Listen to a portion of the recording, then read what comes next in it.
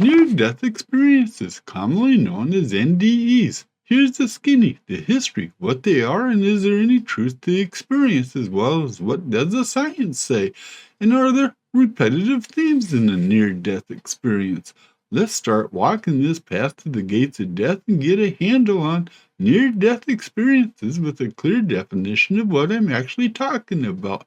A near-death experience is a profound personal experience, kind of like dying, where you take a quick trip to heaven or hell or in between, and whoever is in charge wherever you go sends you back, because it's just not your time. And it's called a near-death experience because while your heart had stopped beating, there's still some indication of brain activity.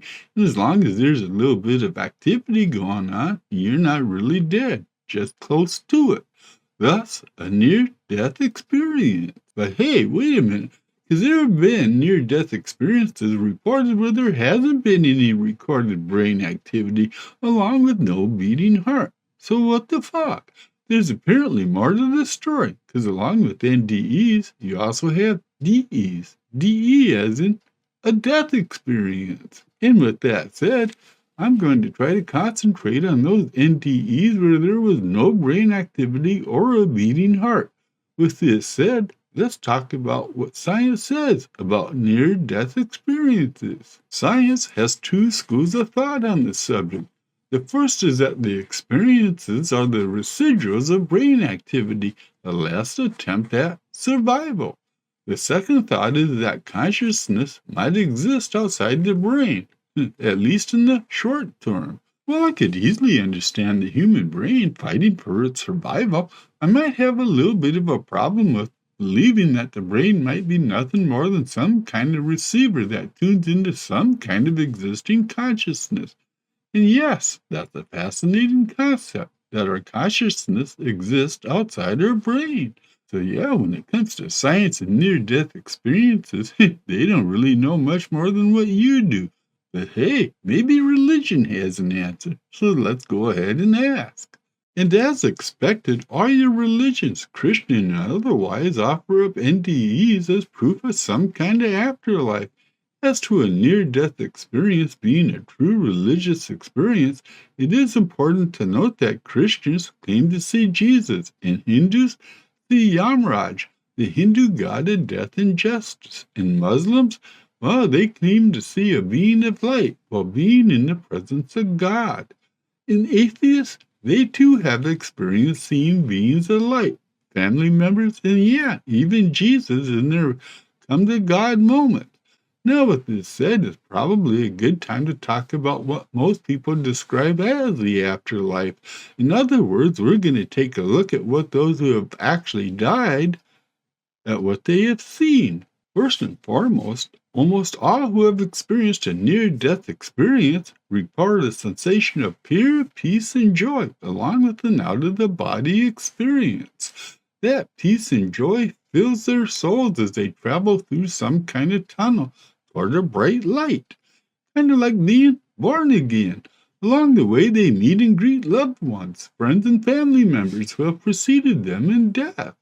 Reports indicate a sense of another world as they watch their life in review in panoramic fashion, like you're sitting in one big-ass movie theater watching your life play out on the big screen. Finally, the claim is that they hit some kind of boundary and are instantly back in their body. Now, this is all the positive aspect of what people have described, and it is what most have reported as their experience, but not all. Some have reported a state of non-existence, others a hellish experience with a total loss of control, and there are those who have actually reported the existence of, demons.